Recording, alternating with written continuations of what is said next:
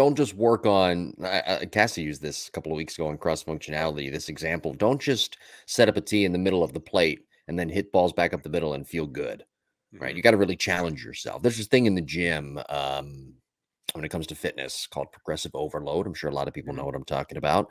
It's a strength system, gets people stronger for those who don't know what I'm talking about. And it's supposed to challenge your muscles. It's supposed to challenge your central nervous system, challenge yourself as a hitter and work on the things you need to work on. If that's a mental approach, if it's trying to counteract any pitcher strategy, or if it's just simply working on a fundamental or trying to pull the baseball Mhm. or trying to go the other way, let the ball get deep, take 10 pitches to the outer half of the plate, let it get deep, go the other way, release the bat from the bat leg early. Do things like that. Don't just work on pitches right down the middle or just go into the cage and start like I do now.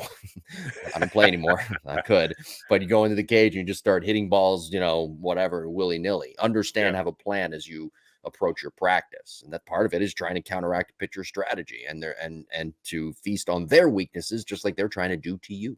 Yep.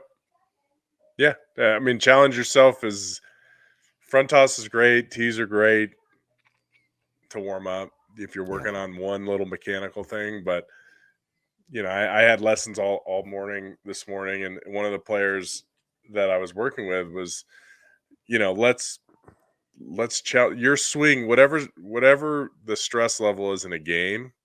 I need to try to create that stress level here in the cage.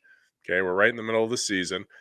We're not going to make any swing changes. We're not going to try to do a different stride or do a different leg kick or do a different swing plane, right? In a stressful environment, I've seen your swings in games, right? They're sending me swings. This is what shows up. Let's try to create that same environment here. And I'm going to challenge you, right? And that's what we did. I challenged him the whole day. He had a rough week last week. He's been hitting the ball good, but he had a rough week and he was getting in his own head and he was thinking, "Oh, I got to change this and change that." It was like, "No. Let's have a session where we're competitive. Everything off the machine is competitive." I made him step out between pitches. He had to step out. I would adjust the machine slightly in the out. Sometimes I would slow the speed down and we created a game environment. And keeping it fresh like that doesn't mean you have to do that all the time.